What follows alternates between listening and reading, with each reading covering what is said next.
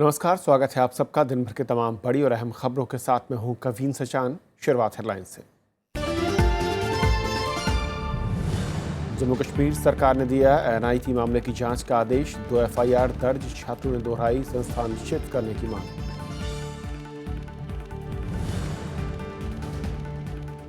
असम और बंगाल में दिग्गजों की चुनावी रैलियां। प्रधानमंत्री ने कहा पश्चिम बंगाल में मौत और पैसे का बोलबाला। सोनिया गांधी का बीजेपी पर सामाजिक ताना बाना तोड़ने का आरोप।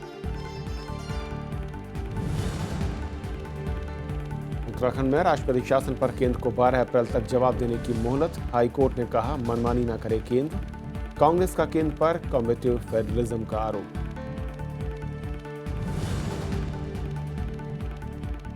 आर्थिक मामलों में राज्यसभा की शक्तियों पर बहस की वित्त मंत्री की मांग। कहा चुने हुए सदन को मिले ज्यादा अधिकार। अगले सत्र में जीएसटी पारित होने की जताई उम्मीद। विजय माल्या को 21 अप्रैल तक कराना होगा संपत्ति का खुलासा। सुप्रीम कोर्ट का आदेश। 4,000 करोड़ रुपए की कर्ज वापसी के प्रस्ताव को बैंकों ने किया खारिज।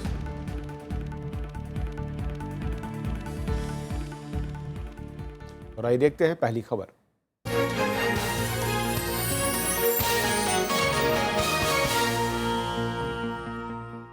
प्रधानमंत्री नरेंद्र मोदी ने पश्चिम बंगाल की मुख्यमंत्री ममता बनर्जी पर राज्य के विकास की अनदेखी का आरोप लगाया है। पश्चिम बंगाल में मदारीहाट, आसनसोल और सिलीगुड़ी रैलियों में उन्होंने कहा कि सत्ताधारी टीएमसी वाम दलों की नीतियों को ही आगे बढ़ा रही है। चुनाव प्रचार के लिए पश्चिम बंगाल पहुंचे प्रधानमंत्री नरेंद्र मोदी ने सत्ताधारी टीएमसी पर आरोपों की झड़ी लगा दी। उन्होंने कहा कि जब भी केंद्र सरकार राज्य के विकास पर चर्चा के लिए बैठकें बुलाती है, ममता बनर्जी उसका बहिष्कार कर देती हैं। मोदी ने मीटिंग बुलाई है, मैं नहीं जाऊंगी। बंगाल का नुकसान हो तो हो, बंगाल बर्बाद हो जाए तो हो जाए, बंगाल के नौजवानों का भविष्य तबाह हो जाए तो हो जाए। प्रधानमंत्री ने टीएमसी और कांग्रेस में मिलीभगत का आरोप लगाते हुए कहा कि ममता बनर्जी जब दिल्ली जाती हैं तो कांग्रेस अध्यक्ष से जरूर मिलती हैं। उन्होंने कहा कि टीएमसी ने राज्य में वाम दलों की नीतियों को ही आगे बढ़ाया है। पिछले चुनाव में तो हम सुनते थे मां, माटी, मानो। अब क्या सुना 5 साल तक? मां, माटी, मानुस नहीं, एक ही बात सुनते रहे, मौत, मौत और मौत। नरेंद्र मोदी ने आरोप लगाया कि टीएमसी ने परिवर्तन का नारा देकर लोगों को गुमराह किया है। Bureau report, Rajya Sabha TV. तो पश्चिम बंगाल में जिस तरीके से प्रधानमंत्री नरेंद्र मोदी ने हमला बोला, उस पर और बातचीत करेंगे। हमारे साथ मानस बनर्जी स्पेशल कॉरेस्पॉन्डेंट हैं दैनिक अग्रदूत असम से। मानस साहब, पश्चिम बंगाल में सीधे तौर पर मैं कहूँ कि पहली बार इतना तीखा हमला मैं कहूँ कि हो रहा है ममता बनर्जी पर, और ममता बनर्जी की ओर से भी जो सीधा हमला है वो बीजेपी पर। तो क्या ये दिखाने की कोशिश दोनों दलों की ओर से है कि लड़ाई इन्हीं दोनों के बीच में है? देखिए, एक बात है, ये पहली बार हम भी देख रहे हैं, ये इतना जो हंगामा कभी नहीं हुआ था, इलेक्शन लेके इतना टेंशन कभी नहीं देखा गया। लेकिन एक बात है, जब अभी कांग्रेस और जो सीपीएम बोलिए, लेफ्ट फ्रंट बोलिए, एक साथ में जब एकजुट हो गया तो अभी इसका तो असर पड़ा है, बहुत पब्लिक ऊपर हो गया। और मोदी जी को एक बात है, मोदी जी ने जितना वहाँ पे इलेक्शन कमीशन बोलिए, मोदी जी को बोलिए, सेंट्रल फोर्स भेजा गया, सब कुछ किया गया। लेकिन इलेक्शन जिस तरह हो, जो सेंट्रल फोर्स सामने रहेगा, पीछे बाहर में रहेंगे स्टेट पुलिस फोर्स रहेगा, लोकल फोर्स। लेकिन बाद में देखा सेंट्रल फोर्स है ही नहीं। ऐसे बहुत जगह में 18 सीट में इलेक्शन चुनाव हो गया, सेंट्रल फोर्स है ही नहीं सामने कोई जगह में। लेकिन पुलिस जाके अंदर में गया, वो बोलता है आदमी को खींच के लेके जाएगा, छप्पा वोट मार रहा है, वोट मारो। ज़्यादा सीट नहीं, 5-6 बूथ में हुआ ऐसे, तो उसको रीपोलिंग होगा 11 तारीख में, फिर रीपोलिंग का ऑर्डर हो गया। लेकिन बात है कि एक टैसिट अंडरस्टैंडिंग है मोदी जी के साथ, ममता जी के साथ। क्या मेरा लगता है कि मोदी जी कभी नहीं चाहता है कि वहाँ पे सीपीएम और कांग्रेस आ जाए, क्योंकि ममता जी के फिर मना सकता कि दोनों में प्रॉब्लम है। इनका सरदार स्कैम है, वो नारोदा भी आ गया, और उनको जो वही फ्लाईओवर स्कैम भी आ गया। बीजेपी तो आरोप लगा रही है कि वहाँ पर टीएमसी, कांग्रेस और लेफ्ट का एक मिलीभगत दिख रही है। वो बोला क्या, जब भी ममता जी आती है, ये बात तो सही है, सोनिया से मिल के जाना। सब समय मैंने देखा भी, जब भी ममता जी आती है, सोनिया से मिलना ही है उनको, सब समय मिल के जाती है। तो इसमें एक रिलेशन था, लेकिन अभी कांग्रेस जब अपोजिशन में जाके सीपीएम के साथ हाथ मिला के जब लड़ाई कर रहा है, अभी दोनों दुश्मन हो गया। लेकिन पहले तो रिलेशन तो अच्छा ही था। सोनिया जी भी लाइक करती थी, सोनिया जी बहुत, she was liking Mamata Banerjee just like anything, just more than a sister, ऐसे रिलेशन था। लेकिन पश्चिम बंगाल की चुनावी राजनीति में अगर कहूँ जो इस दौर में जहाँ पर वोटिंग होनी है, इस पूरी बेल्ट में क्या आपको लगता है कि बीजेपी उतनी मजबूती के साथ टक्कर दे रही है जिस तरह से चुनाव प्रचार में दिख रहा है? बीजेपी का पश्चिम बंगाल में ज़्यादा फायदा नहीं है, क्योंकि बीजेपी फायदा लेने की कोशिश भी नहीं कर रहा। कुछ फायदा ले सकता था, जैसे स्टिंग ऑपरेशन हुआ, आपने देखा है। स्टिंग ऑपरेशन एक बार नहीं 2 बार हो गया, पैसा लेने के लिए देखा गया, फिर दोबारा भी आया, वो बोल रहा है हमने करोड़ रुपया खर्चा किया एक कॉन्स्टिट्यूंसी में, वो भी है। फायदा ले सकता था, लेकिन लेना नहीं है कि बीजेपी का जो फायदा लेने गवर्नमेंट तो फॉर्म नहीं कर पाएंगे, सीपीएम कांग्रेस चलाएगा। लेकिन ये जो 12 सीट ममता का है, राज्यसभा में जो वोट मिलता है, सपोर्ट मिलता है, बिल पास होता है, ये ममता का सपोर्ट नहीं मिलेगा। कांग्रेस सीपीएम तो कभी नहीं देंगे इस राज्यसभा में सपोर्ट, तो ममता के 12 सीट क्यों नुकसान आपने करे? लड़ाई राज्यसभा की सीटों के समर्थन को लेकर भी है और राज्य से ज्यादा है। मैं रुक करूंगा आसाम का, जहां पर भी इस वक्त चुनावी प्रचार चरम पर है और दूसरे दौर के प्रचार में कांग्रेस ने पूरी ताकत झोंकी है। पार्टी अध्यक्ष सोनिया गांधी ने बरपेटा में रैली की और केंद्र की एनडीए सरकार पर पूंजीपतियों से साठगांठ के आरोप लगाए। सोनिया गांधी ने कहा कि बीजेपी देश के सामाजिक ताने-बाने को तोड़ना चाहती है। बरपेटा की रैली में कांग्रेस अध्यक्ष सोनिया गांधी ने बीजेपी पर कई तीखे आरोप लगाए। उन्होंने कहा कि बीजेपी के कई नेता भड़काऊ भाषण देते हैं, लेकिन प्रधानमंत्री नरेंद्र मोदी उन पर कोई कार्रवाई नहीं करते। सोनिया गांधी ने केंद्र सरकार पर तानाशाही रवैया अख्तियार करने का आरोप लगाया। अपनी मर्यादा को भूलकर संविधान को नष्ट करने की कोशिश करता है, हमारे देश की गंगा जमुनी परंपरा को खत्म करना चाहता है। तो आखिर वो किस परंपरा को लाना चाहते हैं? वो एक ही परंपरा लाना चाहते हैं, तानाशाही की परंपरा को। सोनिया गांधी ने केंद्र सरकार पर असम की उपेक्षा करने का आरोप भी लगाया। उन्होंने विजय माल्या का नाम लिए बगैर केंद्र सरकार की आलोचना की। सोनिया गांधी ने कहा कि सरकार बड़े पूंजीपतियों का हित साधती है। पूंजीपतियों के हजारों करोड़ के टैक्स माफ कर रहे हैं, यही नहीं उन्हें बैंकों से कर्ज लेकर विदेश भागने का पूरा मौका दे रहे हैं। लेकिन छोटे कारोबारियों के लिए क्या कर रहे हैं? छोटे कारोबारियों के लिए और उन पर टैक्स का बोझ बढ़ा दिया है। सोनिया गांधी ने तरुण गोगोई सरकार की प्रशंसा की और उनकी उपलब्धियां गिनाई। उन्होंने बीजेपी पर झूठे वादे करने और मतदाताओं को बरगलाने का आरोप भी लगाया। Bureau report, Rajya Sabha TV. हमारा साहब, असम में जिस तरीके से मुद्दे को हवा देने की कोशिश या फिर जिस मुद्दे को उठाया जा रहा है चुनाव में, मैं कहूँ कि सामाजिक जो एक समरसता है अलग अलग धर्मों के बीच में, क्या एक बड़ा मुद्दा इस वक्त दिख रहा है, और ख़ास तौर पर जहाँ पर अब मतदान होना है? हाँ, अभी सबसे बड़ा चीज़ हो जो फर्स्ट फेज में, 2 फेज में इलेक्शन हो रहा है। 4 तारीख को जो हो गया 65 कॉन्स्टिट्यूंसी में वोट हुआ, तो 65 कॉन्स्टिट्यूंसी में जो वोट हो गया उसमें आप देखेंगे आसाम में सबसे क्रिटिकल सिचुएशन है, जहाँ पे अब 126 सीट है, उसमें से 32 सीट है जहाँ पे 75% से लेके 85% का ज़्यादा भी मुस्लिम पॉपुलेशन है, मुस्लिम डोमिनेटेड एरिया है। ये 32 से ज़्यादा है, तो ये जो है वो बहुत खतरनाक चीज़ है, क्योंकि वहाँ पे ज़्यादा मुस्लिम मेजोरिटी 75 से 85। बदरुद्दीन आजमल AIDF का उनका धारणा जो 32 में ज़्यादा ही हमारा मिलेगा, लेकिन कांग्रेस का भी यही वोट बैंक था, लेकिन वो आने के बाद इसका चला इधर चलाया। अभी क्या हुआ, ये 65 सीट जो इलेक्शन हो गया, चुनाव हो गया, उसमें ज़्यादा से ज़्यादा वो मुस्लिम डोमिनेटेड एरिया चला गया, तो ऑलरेडी वोट डिवीजन जो होना हो गया। अभी परसों जो जमायती इस्लामी हिंद जो बोला है, यहाँ पे मोहम्मद अहमद बोला है जे असम में बीजेपी सत्ता में आ जाएगा तो मुसलमान के लिए खतरा हो जाएगा, इसीलिए बोला जितना मुसलमान है सब कांग्रेस को वोट दिया जाए। नेक्स्ट फेज में सब कांग्रेस, एक भी बदरुद्दीन को वोट मत दो, तो ये कह रहा है जो वोट डिवीजन ना हो जाए। लेकिन वो जो ऑलरेडी हो चुका है, पोलराइजेशन का खतरा नहीं होगा? पोलराइजेशन का खतरा तो हो ही रहा, पोलराइजेशन तो हो रहा है असम में, अभी पहली बार हो रहा पोलराइजेशन हो रहा है, जहाँ पे आप मान लीजिए मुस्लिम वोट कांग्रेस को भी देगा, लेकिन ज़्यादा सीट तो वहीं पे चला गया, पहले फेज में हो गया। और सोनिया गांधी जी को अभी देखा है ना, अभी भाषण सुना आपने, ये नेशनल इशू लेके बोला, लोकल इशू लेके कोई बात ही नहीं किया। तो अरुण गोगोई ने परसों बोला है हम हारेगा तो क्या है, आई विल रिजाइन, तो वही पहले सरेंडर कर चुका। अभी तरुण गोगोई जावे, हेमंत बिश्व शर्मा, तो उनको कोई कि सबसे बड़ा गलती है हेमंत बिश्व शर्मा जैसे आदमी को उसके साथ थोड़ा लड़ाई झगड़ा करके उनको बाद में पार्टी छोड़ के मैंने उसको मजबूर कर दिया, पार्टी छोड़ के आया। ये बंदा ये हेमंत बिश्व शर्मा हर रोज 8 कॉन्स्टिट्यूंसी से भाषण दे रहा है और भाषण में ये तो लाखों आदमी आ रहा है पागल के तरह। गोगोई अपना क्षेत्र जहाँ पे 4-5 बार जीत के आया, सीतापुर में गोगोई गया, 5 से 10 हजार आदमी है। क्या आपको लग रहा है कि इसीलिए स्थानीय मुद्दों की बजाय जो बड़े राष्ट्रीय मुद्दे हैं उन पर फोकस कांग्रेस कर रही है? हाँ, कर रहा है कांग्रेस कर रहा है राष्ट्रीय मुद्दा के बारे में, और ये लोकल मुद्दा पे फेस कर रहा है। बीजेपी लोकल मुद्दे पे है। वो लोकल मुद्दा देखिए 15 साल था, क्या किया, कोई जगह डेवलपमेंट नहीं हुआ। रास्ता आप जाइए वहाँ से एक रास्ता कम्युनिकेशन इंफ्रास्ट्रक्चर इतना खराब है। आप देखिए हाफलंग, गुवाहाटी से हाफलंग जाना है, हाफलंग सबसे बड़ा टूरिस्ट सेंटर आप सोचते हैं बांग्लादेश का बॉर्डर में है, पहाड़ के उधर इतना सुंदर जगह है, वहाँ पे जाने आपका 10 घंटा लगता है।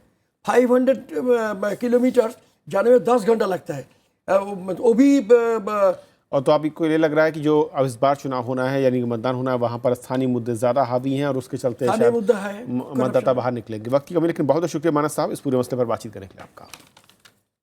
और ये थी हमारी पहली खबर। छोटा सा ब्रेक के उस पार दिन भर की दूसरी बड़ी खबर।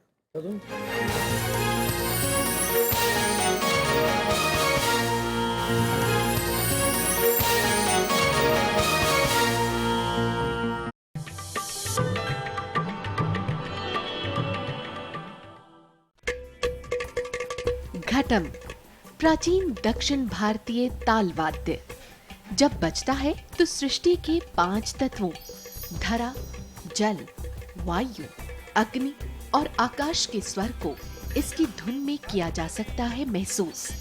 घटम पर उंगलियों और हथेली के थाप से उत्पन्न हुई स्वर तरंग पैदा करती है अद्भुत ताल।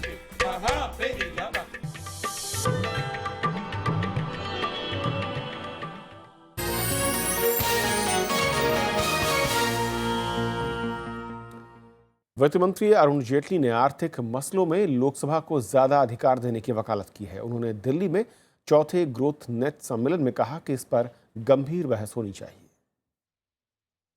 वित्त मंत्री अरुण जेटली ने आर्थिक मामलों में राज्यसभा के अधिकारों पर बहस शुरू करने की बात कही है। उनका कहना है कि इस मुद्दे पर गंभीर चर्चा होनी चाहिए। उन्होंने कई देशों का हवाला देते हुए कहा कि जहां भी दोनों सदनों की व्यवस्था है वहां अब इस पर बात हो रही है। To what extent our upper house is going to be used to block economic decision making?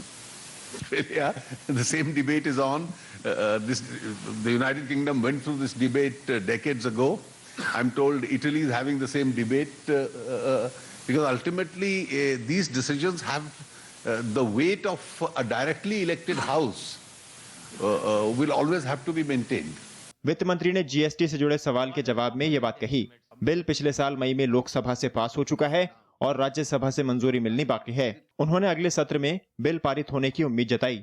The only opponents of the goods and services tax, the Congress party, curiously the party which had sponsored the law in the first instance, has some belated wisdom that you must have a constitutional cap. Now that seems a little difficult. So I am going to be discussing with them. Arun Jaitley ने कहा कि सरकार ने कई तरह के आर्थिक सुधार शुरू किए हैं। उन्होंने दावा किया कि आर्थिक नीतियों पर सरकार ने अब तक कोई गलत कदम नहीं उठाया है। Bureau report, Rajya Sabha TV. एक तरफ वित्त मंत्री लोकसभा को ज्यादा अधिकार दिए जाने की मांग कर रहे हैं, वहीं दूसरी ओर कांग्रेस नेता जयराम रमेश ने आधार विधेयक को मनी बिल मानने के फैसले को सुप्रीम कोर्ट में चुनौती दी है। किसी बिल को मनी बिल मानने का फैसला लोकसभा स्पीकर के पास होता है और मनी बिल मानने के बाद राज्यसभा को बिल को 14 दिन के भीतर चर्चा करके वापस लौटाना होता है और ऐसा न होने पर बिल स्वतः ही पारित माना जाता है। बजट सत्र में आधार बिल को संसद की मंजूरी मिली थी। लोकसभा से पारित विधेयक को राज्यसभा ने 5 संशोधनों के साथ लौटाया था, लेकिन लोकसभा ने इन संशोधनों को खारिज कर दिया था। उत्तराखंड सियासी संकट से जुड़ी हरीश रावत की याचिका पर अब 18 अप्रैल को सुनवाई होगी। कोर्ट ने केंद्र को मनमानी न करने की ताकीद करते हुए मंगलवार तक जवाब मांगा है। वहीं हरीश रावत ने केंद्र पर कम्युनिटिव फेडरलिज्म का आरोप लगाया है। उत्तराखंड राजनीतिक संकट से जुड़ी याचिकाओं पर सुनवाई करते हुए नैनीताल हाईकोर्ट ने केंद्र को कहा कि वो मनमानी न करे, नहीं तो अदालत धारा 356 को हटा भी सकती है। हम मानते हैं कि केंद्र सरकार सिर्फ बीजेपी को मदद करने के लिए राष्ट्रपति शासन कुछ अल्प समय के लिए उठा के उस दौरान अचानक बीजेपी को बुलाएगी सरकार बनाने के लिए, अपना विश्वास मत प्रकट करने के लिए फ्लोर ऑफ द हाउस पे। दोनों पक्षों की बहस सुनने के बाद कोर्ट ने केंद्र सरकार को 12 अप्रैल तक जवाब देने का आदेश दिया है। इस मामले पर अब 18 अप्रैल को सुनवाई होगी। अटॉर्नी जनरल साहब ने बड़ा स्पष्ट कहा कि गवर्नर को नोटिस नहीं दिया जा सकता है। भाजपा इसमें जब पार्टी नहीं है तो भाजपा कहां से इसको रिस्पॉन्ड करेगी। तो इसको इस रूप से आज हुआ है, कल शायद इंटरवीनर्स हैं कुछ, वो आर्ग्यू करेंगे। बुधवार को हाईकोर्ट ने केंद्र की उस अपील को खारिज कर दिया था जिसमें उत्तराखंड में राष्ट्रपति शासन के खिलाफ दायर कांग्रेस की याचिका की सुनवाई टालने की मांग की गई थी। उधर कांग्रेस के नेताओं ने राज्यपाल के पॉल से मुलाकात कर फिर से सरकार बनाने का दावा किया है। राज्यसभा टीवी से खास बातचीत में हरीश रावत ने केंद्र सरकार पर कॉम्पिटिटिव फेडरलिज्म का आरोप लगाया है। हम तो समझ रहे थे जब मोदी जी कहते थे शुरुआत के दिनों में कि मैं बड़ा कोऑपरेटिव फेडरलिज्म की बात करते थे, लेकिन कालांतर में लगा नहीं, ये तो कोऑपरेटिव फेडरलिज्म से कॉम्पिटिटिव फेडरलिज्म की तरफ आज सरकार है। कोई गैर कांग्रेसी ना गैर भाजपाई हो जो आज ये कंफर्टेबल महसूस कर रहा हो। इससे पहले नैनीताल हाईकोर्ट की डबल बेंच ने 7 अप्रैल तक सदन में शक्ति परीक्षण पर रोक लगा दी थी। राज्यपाल ने हरीश रावत को 28 मार्च को बहुमत साबित करने को कहा था, लेकिन केंद्र सरकार ने 27 मार्च को राज्य में संवैधानिक व्यवस्था ठप हो जाने का हवाला देते हुए राष्ट्रपति शासन लागू कर दिया था। Bureau report, Rajya Sabha TV. Uttarakhand के पूर्व मुख्यमंत्री हरीश रावत से खास बातचीत आप देख सकते हैं हमारे खास कार्यक्रम तरकश में। हमारे साथ हैं उत्तराखंड के पूर्व मुख्यमंत्री हरीश रावत जी। मैं निवर्तमान या पूर्व मुख्यमंत्री नहीं हूँ, बल्कि बर्खास्त मुख्यमंत्री हूँ। देखिए, राष्ट्रपति शासन का कुछ कारण होते हैं। यहाँ जो कारण दिए गए हैं वो केवल काल्पनिक कारण हैं, उनका कोई आधार नहीं है। आप जो है राजनीतिक रूप से भी संघर्ष कर रहे हैं और कानूनी रूप से भी। लोकतंत्र की जिस तरीके से हत्या की गई, इस छोटे राज्य के ऊपर भाजपा ने पूरी शक्ति के साथ जिस प्रकार से दल बदल थोपने का काम किया, ये उसके खिलाफ लड़ाई है। आप अभी भी ये उम्मीद करते हैं और चाहते हैं कि ये अवसर आपको मिलना चाहिए? हम फ्लोर टेस्ट में खड़े होंगे और यदि पास हो गए तो अपना कर्तव्य आगे जैसा चला रहे थे राज्य को चलाने का काम करेंगे। यदि फेल हो गए तो लोगों को धन्यवाद देंगे। देखिए तरकश शनिवार रात 8:30 और रविवार सुबह 7:30 बजे सिर्फ राज्यसभा टीवी पर। बॉम्बे हाई कोर्ट ने मुंबई में 9 अप्रैल को आईपीएल मैच को रद्द नहीं किया है। महाराष्ट्र में होने वाले बाकी मैचों पर बाद में फैसला होगा। इधर सुप्रीम कोर्ट ने राज्यों में सूखे को लेकर केंद्र से गंभीरता दिखाने को कहा है और मंगलवार तक जवाब मांगा है। सूखा पीड़ित 9 राज्यों में केंद्र सरकार की ओर से फंड जारी करने से जुड़ी याचिका पर गुरुवार को भी सुनवाई हुई। केंद्र ने इस मामले पर जवाब दाखिल करने के लिए कुछ समय मांगा है। कोर्ट ने केंद्र सरकार से इस बारे में गंभीरता दिखाने को कहा है। अब मंगलवार को इस मामले पर सुनवाई होगी। पिछला जो पेंडिंग पेमेंट था उसको हटाकर कुल 3,000 करोड़ रुपया ट्रांसफर किया है, जबकि 6 महीने का पैसा यानी कि कम से कम 35,000 करोड़ अभी ट्रांसफर हो जाना चाहिए था। सुप्रीम कोर्ट उस जनहित याचिका पर सुनवाई कर रहा है जिसमें सूखा पीड़ित राज्यों में लोगों को राहत पहुंचाने के लिए मनरेगा का फंड जारी करने की अपील की गई है। वहीं केंद्र सरकार ने कहा है कि उसकी ओर से सूखा पीड़ित राज्यों की पूरी मदद की जा रही है। जो भी काम होना चाहिए वो काम होते रहते हैं। स्टेट्स पहले स्थिति को अध्ययन करके रिपोर्ट भेजना, रिपोर्ट भेजने के बाद फिर केंद्र कमेटी मीट करके कमेटी पैसा मंजूर करते हैं। सब काफी स्टेट्स ने रिपोर्ट भेजा, कमेटी का बैठक हुआ और मंजूर भी किया, पैसा भी रिलीज कर रहे हैं। ये निरंतर चलने वाले प्रक्रिया है। उधर बॉम्बे हाईकोर्ट ने महाराष्ट्र में आईपीएल मैच रद्द कराने से जुड़ी याचिका पर सुनवाई करते हुए कहा है कि 9 अप्रैल को होने वाला मैच रद्द नहीं किया जाएगा।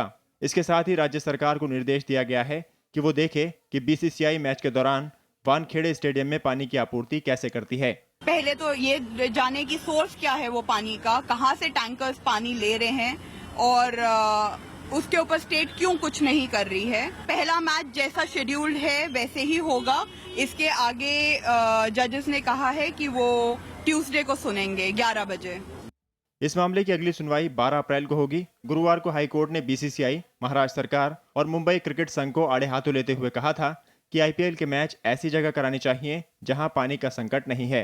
Bureau report, Rajya Sabha TV. Maharashtra की बीजेपी सरकार की सहयोगी शिवसेना ने पानी के विकराल संकट पर राज्य सरकार को घेरा है। पार्टी के मुखपत्र सामना के संपादकीय में कहा गया है कि भारत माता की जय बोलने के लिए लोगों को जिंदा रहना जरूरी है। शिवसेना ने कहा है कि अगर मुख्यमंत्री देवेंद्र फडणवीस भारत माता की जय की जगह पानी के मुद्दे पर इस्तीफे की पेशकश करते तो अच्छा होता। जम्मू कश्मीर सरकार ने आज श्रीनगर एनआईटी मामले में जांच के आदेश दे दिए। एक सदस्यीय समिति 15 दिन में अपनी रिपोर्ट देगी। वहीं श्रीनगर पुलिस ने अज्ञात लोगों के खिलाफ 2 मामले दर्ज किए हैं। मंगलवार को संस्थान के छात्रों पर लाठीचार्ज के विरोध में प्रदर्शन जारी है। एनआईटी के साथी छात्रों को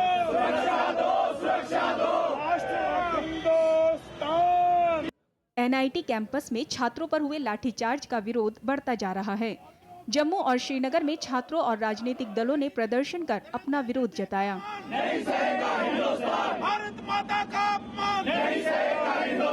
एनआईटी के गैर कश्मीरी छात्रों ने गुरुवार को संस्थान को कश्मीर से बाहर शिफ्ट करने की मांग और जोर शोर से दोहराई।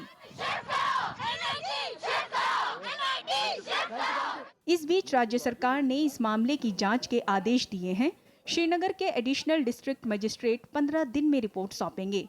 15 दिन की इंक्वायरी जो है, जो एडिशनल मजिस्ट्रेट हैं कश्मीर के, यहाँ के श्रीनगर डिस्ट्रिक्ट के, वो इसको जो है इंक्वायरी को जो है देखेंगे और 15 दिन के अंदर इंक्वायरी का जो है रिपोर्ट देंगे। आगे का उनका जो सुरक्षा और जो आगे ना हो, इसकी पूरी पुख्ता जो है हम इंतजाम कर रहे हैं।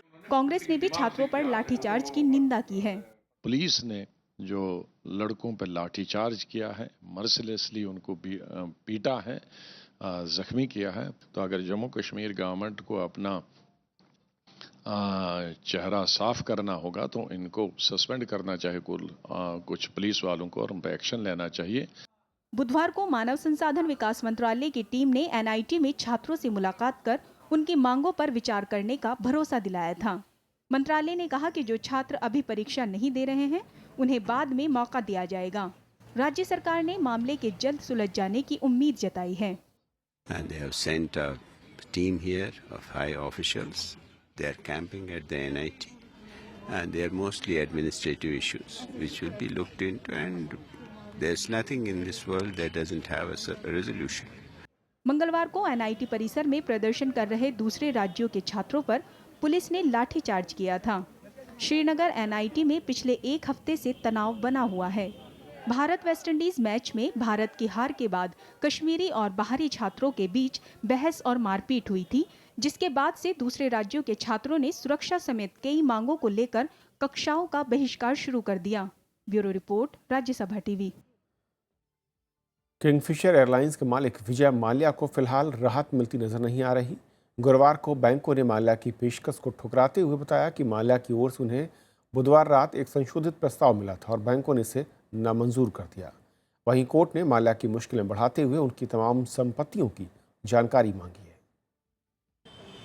बैंकों ने 9,000 करोड़ रुपए के कर्जदार विजय माल्या के समझौते के प्रस्ताव को खारिज कर दिया है। गुरुवार को सुप्रीम कोर्ट में सुनवाई में बैंकों ने कहा कि उन्हें माल्या की संपत्ति की पूरी जानकारी चाहिए और कर्ज वापसी के प्रस्ताव पर माल्या सामने आकर बात करें। बातचीत करने के लिए हमारा कोई इतराज नहीं है, मगर उनको हमारे सामने आना चाहिए, बैठना चाहिए, कोर्ट के सामने हाजिर होना चाहिए करके हमने कहा।